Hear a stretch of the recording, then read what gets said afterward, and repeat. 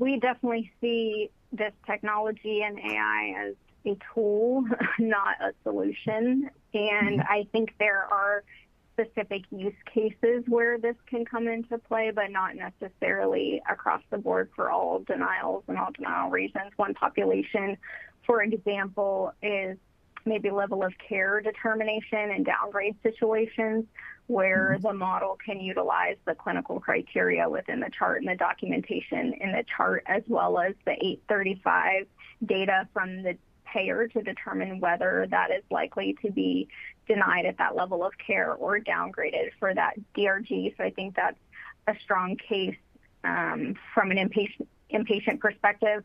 For outpatient, similar with ED downgrades and the clinical criteria where we see a lot of payers doing a lot of ED downgrade activity. I think it could be used for both prevention and appeal. I think a lot of the AI technology is being explored for appeal letters and the content to put in what would make a successful appeal, because you have that overturned data as well to train the model on what can be suggested to put into the appeal that would give it a higher overturn success rate.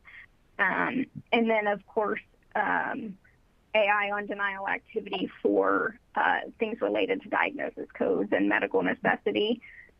We have tried some AI predictive models around that, but we've found that when the rules exist, you can just build it yourself. You don't need a model to train from it when that criteria is simply pulled from a payer policy. For example, we don't need to look at their claims processing activity to configure the policy that we're able to read and configure from. So I think there are definitely some strong use cases, but I don't think it is a broad solution that is going to take away all the efforts that we still need to do around education, prevention, and strategy.